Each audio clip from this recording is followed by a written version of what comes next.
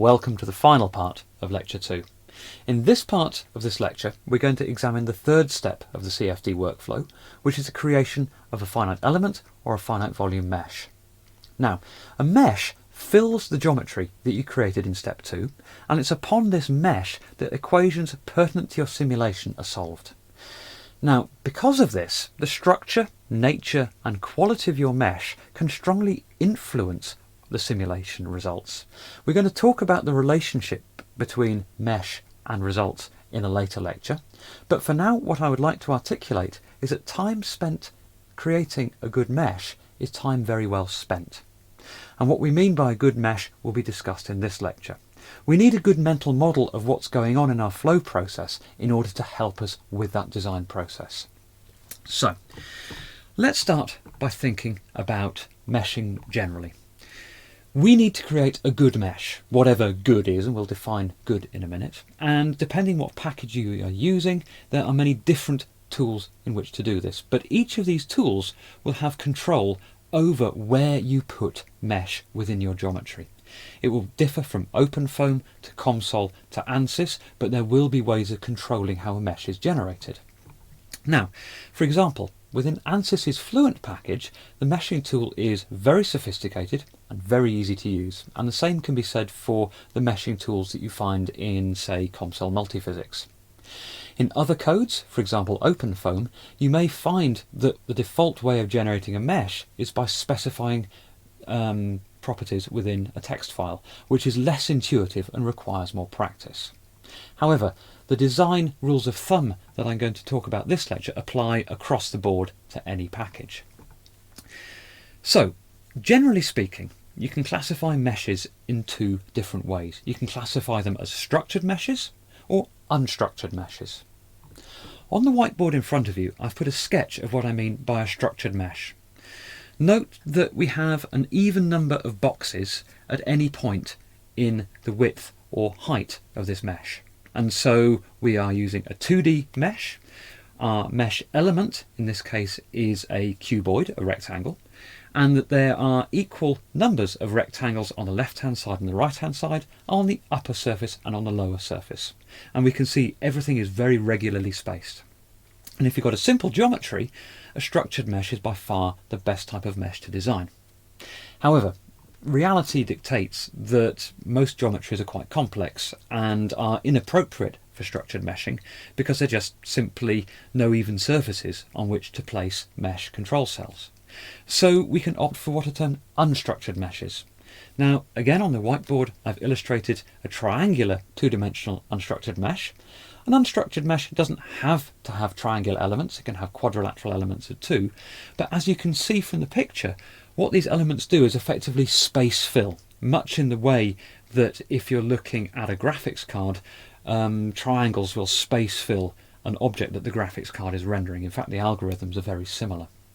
And so you've got structured meshes and you've got unstructured meshes. So if you can design a structured mesh, go and design a structured mesh if you've got a simple geometry. Very often you'll have a geometry that lends itself to an unstructured mesh, and that needs a little bit more care in where you control the presence of those mesh cells. So, it's very important to have sufficient mesh resolution in areas that require it, but in order to make good use of the computational resource that you've got, and for your simulation to complete in a sensible timescale, it's a bad idea to have unduly dense meshes where you don't require them. And so what you as the modeler needs to know is, well, how do I know where to put mesh, and importantly where not to put mesh? And if you've got a good mental model, what you find is that you put mesh where you've got gradients of parameters. So if a parameter that's being calculated has very large changes in certain areas, that's the place to focus your mesh so you can get an accurate representation of how that change is occurring.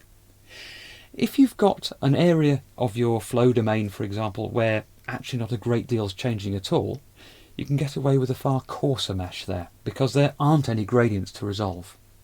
Now, as you go from areas that have refined mesh, very, very small mesh cells, to areas where you have unrefined mesh, quite large mesh cells, you must avoid, in almost all cases, very sudden jumps in mesh size, because if you think about a numerical algorithm having a step size as it calculates things, a sudden jump in that step size is going to upset it quite badly. And so nice smooth changes in cell size are one of the hallmarks of a very good mesh. So let's illustrate this by means of an example. The picture that I've put on the whiteboard is a very simple two-dimensional flow domain. You have an inlet, an outlet, a flow direction which is from left to right. You've got a no-slip boundary condition in green at the bottom, and you have an obstruction, a rectangular obstruction in your flow which is also shaded in green. Now the top of the flow domain is a full slip boundary condition. It might be a water-air interface, which can be approximated to be full slip, or it might be a lubricated surface. The point is that there are no gradients at the top of this geometry, no gradients in velocity. So what we do is we create our mental model and think, well, near a no-slip boundary, so long as the walls are stationary, we're going to have stationary fluid. And so that fluid velocity will start to change markedly as we move away from our stationary boundaries. And so we're going to get strong velocity gradients, strong shear rates. And so it's in those areas that we need to concentrate our mesh. So let's put this diagram up a little more fully, and I'll fill in the mesh that I've defined for it. We can see that on that top full slip boundary, as we approach that boundary going up, our cell size just remains big. There's no gradients we need to resolve. However, if we look at the approach to all the no-slip boundaries, and where those no-slip boundaries correspond to stationary walls, we'll see that I'm reducing my cell size such that I can calculate quite accurately the change in velocity as I move close to the wall. And we can see as we move down to that lower wall, we see the cell size reduces, but also as we move inwards to the surfaces of the obstruction, my cell size also diminishes. And of course, as I move downwards to the top of that obstruction, again, the cell size diminishes. And so with a nice structured mesh, it's very easy to visualize where you're going to have mesh refinement.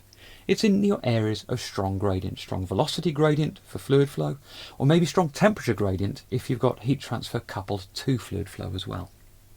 Now, key thing to think about here is flow structure, because depending on your Reynolds number, downstream of your obstruction, even in laminar flow, you may well get a zone of recirculation. And so your mesh will have to be refined in those areas where you've got changes of velocity, a velocity gradient. And so having a good mental model at the outset will allow you to design your finite volume mesh or your finite element mesh sufficiently well enough to capture the flow features that you expect to see. So this is a very good example again of reiterating how important that initial mental model is. Do your research, have an idea of what the answer is going to be, and then you can design your geometry and your mesh with that answer in mind. Now, there are computational techniques that allow meshes to change adaptively as flows evolve. It's called adaptive meshing. We're not going to be talking about that specifically here, but again, you need to know that such a technique exists. Okay, so within an ANSYS, you have a lot of tools to help you concentrate mesh in certain areas.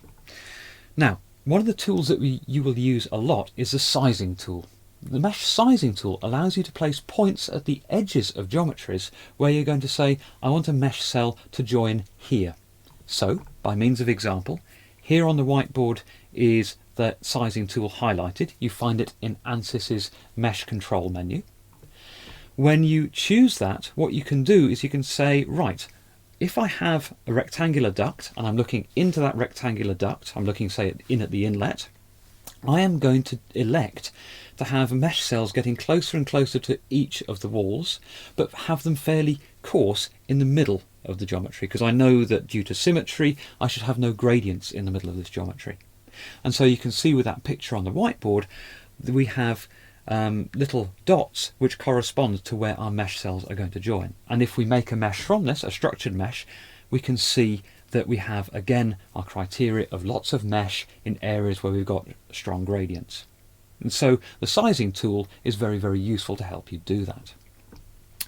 There's another tool which can help you put dense layers of mesh in areas that need it, and this is the inflation tool. This is typically used to define boundary layer meshes for when you've got turbulent flows. And this is the only example of a mesh which has very sudden jumps in step size, because different physics is being calculated on each bit of the mesh. Now you can find the inflation tool again within ANSYS's mesh control menu, and that allows you to specify how many layers that you need. There's a tutorial on this that you will be given. And the net result looks a little bit like the picture that I've just put on the board for you.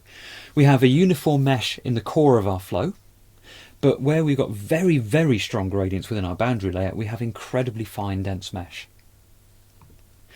Now, if we have an unstructured mesh, then we can use a different tool. We can elect to refine mesh in either the whole geometry or in certain areas. And what that does is it changes the cell density in an unstructured mesh. You can also use it for a structured mesh as well, but it's very much better usually to use the sizing tool to do that.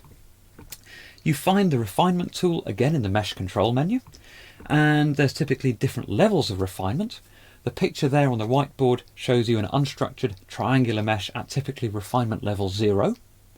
If you choose refinement level 1, you can see that each of those triangular cells has been subdivided, and you get an overall finer mesh.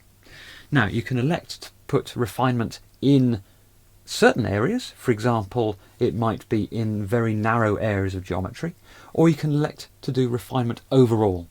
But again, don't forget, the denser your mesh, the higher the memory requirement, the longer the compute time, and so you only really want to put mesh where you truly need it. Don't fall into the trap of making everything really very, very fine and running out of memory for your simulation. Now let's talk about mesh quality. We've said all along what we want to do is to produce a good quality mesh, but we haven't really said what good quality is other than saying put mesh where you've got gradients.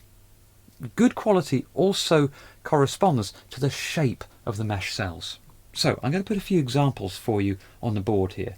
But what you're trying to do is not to have mesh elements that are excessively skewed, have extremely small edges and extremely large edges, very small angles and very large angles, or very, very large aspect ratios.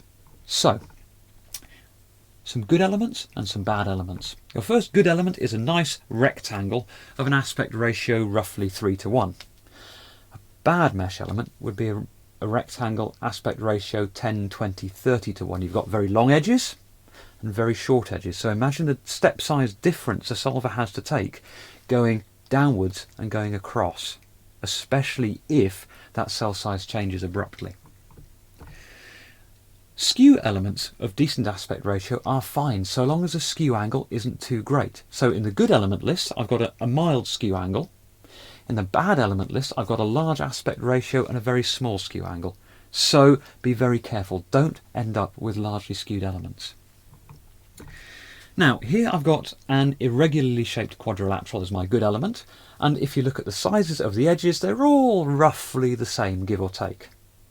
Now if you look in the bad element list, if you squinted at that element you could almost mistake it at first for a triangle, because one of the edges of that quadrilateral is significantly smaller than the rest, and again this is going to give difficulties for your solver to compute a solution on a mesh that has elements such as this in it. Bear in mind it only needs a few elements of this sort of nature in your mesh to start to produce enough inconsistency for your solver to start to diverge. Here in the good element list is a nice equilateral triangle. If you've got unstructured meshes in 2D you'll use equilateral triangles quite a lot. In the bad element is a very squashed triangle. Again, we've got very small angles at two of the vertices and a very large angle at the other vertex, even though all our sides are the same. And again, the solvers that are present within all CFD codes will start to struggle with elements of that shape. So the take-home message here is have nice chunky elements. Don't have them too flat, don't have them too skewed, don't have them too squashed, and make sure all the edges are roughly-ish the same size. Now, there are many tools within the commercial packages and the license-free packages that give you indicators of mesh quality. With respect to ANSYS's Fluent, here on the whiteboard I've put an example of a distribution of element qualities, and the larger the number, quality 1 is good. We like mesh cells like that. We can see a lot of the mesh cell quality here falls at about 0.8-ish, where the peak is, but there's actually quite a long trailing tail down to mesh cell quality 0. And typically, if your solver diverges, it's going to be due to the presence of these low quality mesh cells. And so trying to eliminate that tail of poor quality cells will take time, but it's time well spent, because it's time that you don't have to spend scratching your head asking yourself the question, why is my solver diverging? So good mesh design leads to stable solver performance. So time spent creating a good mesh is time well spent. So let's recap a few key points. Meshing is your third step of your CFD workflow, and again it is a key step because, I'll say it again, time spent obtaining a good mesh is time well spent. Meshes can be structured, which is preferred but not always practical, or unstructured, which can correspond to any general geometry. The basic rule is put mesh cells where you've got gradients. So if you've got velocity gradients near a wall, if you've got temperature gradients near from a heat source or heat sink, put more mesh there. If you haven't got gradients, don't unduly concentrate your mesh in those areas, because it is just taking up memory without any reasonable use for it. The larger the gradient, the more mesh you should put there. The smaller the gradient, the less mesh goes there. Finally, try to avoid misshapen cells, stretched or skewed mesh cells. They will promote solver divergence and will result in giving you quite a big headache.